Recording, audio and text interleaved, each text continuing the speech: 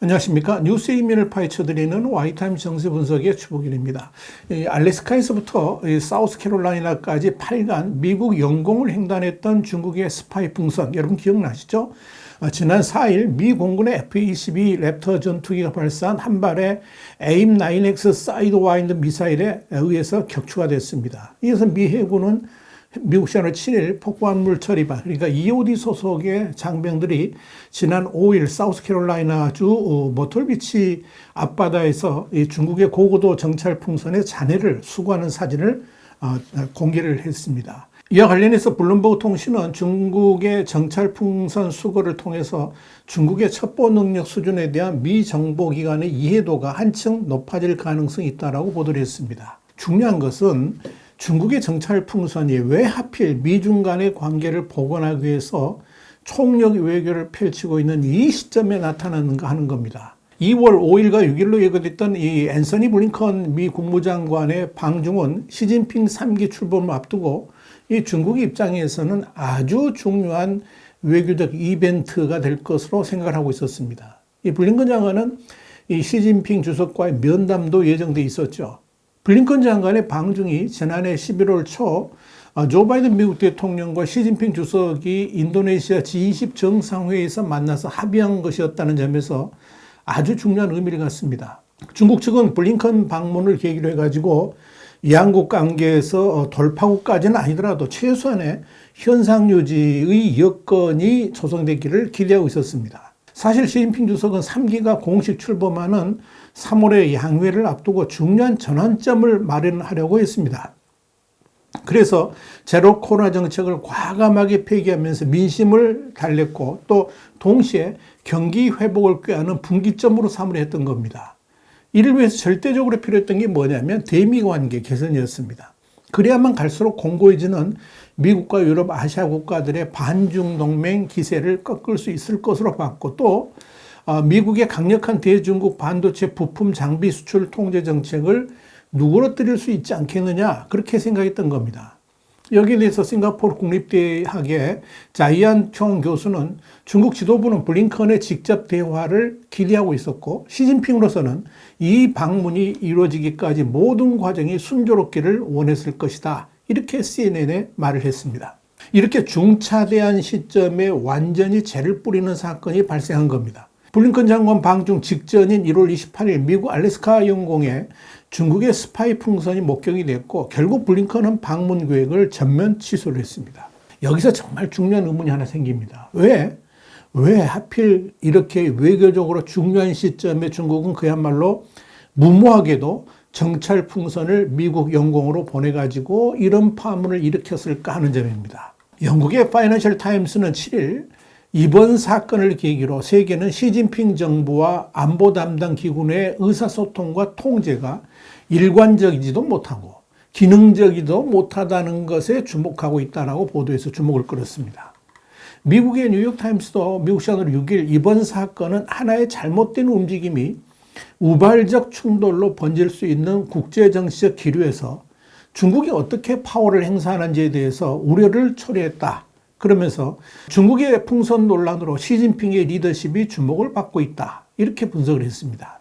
시진핑 주석은 그동안에 여러 차례 리더십 논란을 불러일으켰죠. 자신의 가장 큰 치적으로 내세웠던 제로 코로나 정책을 광범위한 저항에 부딪히면서 아무런 준비 작업도 없이 덜컥 취소를 했죠. 그러면서 문제를 일으켰고요.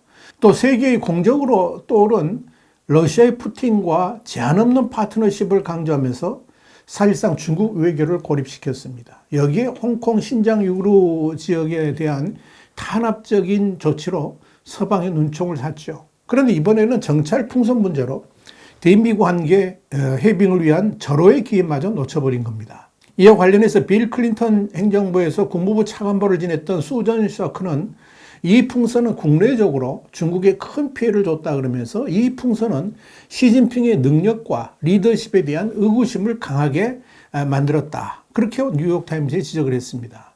셔크 전 차관보는 이어서 과거에는 중국 정부가 경제 발전을 최우선에 두면서 각종 이슈에 유연하게 대응을 했지만 시진핑 집권하에 지난 몇 년간은 그렇지 않았다라고 말하면서 예측 가능성이 낮아졌다. 그래서 모두가 위험한 상황이라고 느끼고 있다라고 말을 한 겁니다. 그러면서 그는 시진핑이 권력의 정점이 있어야 할 이때에 이런 일련의 부정적 피드백을 받는 것은 매우 역설적이라고 진단을 했습니다. 자, 이런 측면에서 의심이 가는 게 뭐냐면 이번 이 정찰 풍선 사건이 미중 관계 회복을 막으려는 중국 군부의 의도는 아니었는가 하는 겁니다.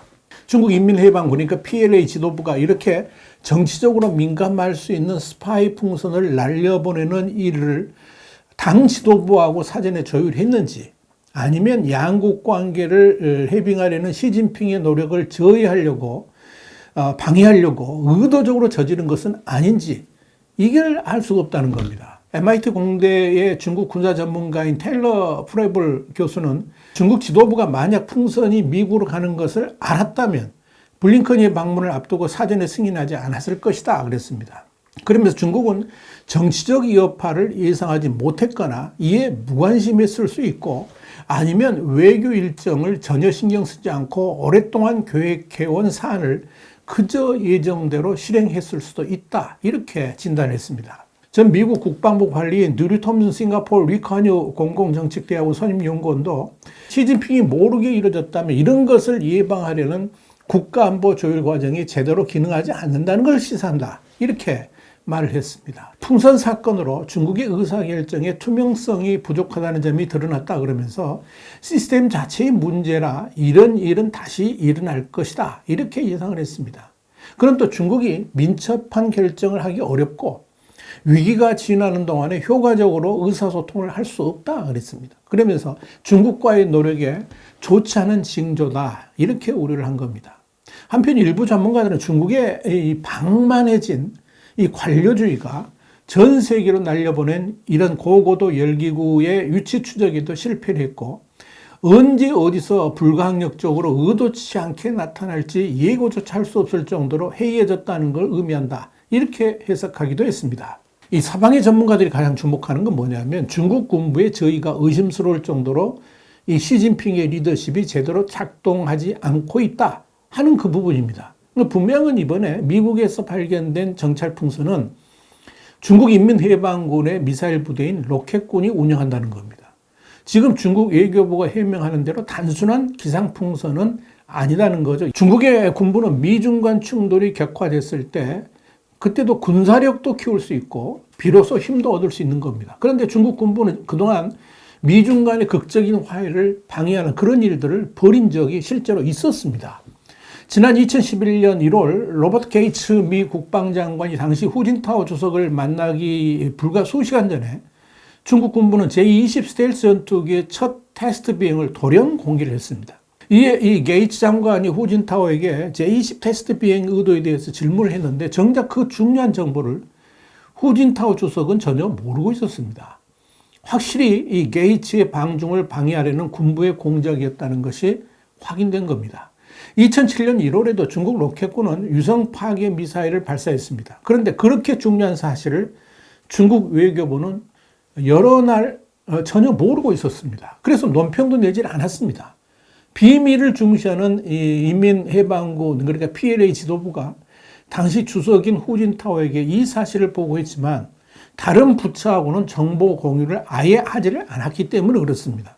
뉴욕타임즈는 여기에 대해서 미중 관계에서 심각한 위기 상황이 발생해서 급속히 전개가 되는데 중국 내부의 의사결정 구조가 불투명하고 중국이 효과적으로 외부와 소통할 수 없다면 이는 다른 나라들에게도 전혀 도움이 되지 않는다, 이렇게 분석을 한 겁니다. 더더욱 의심이 가는 건 이번 정찰풍선 사태에서 미중 양국 간 한라인이 전혀 작동되지 않았다는 겁니다.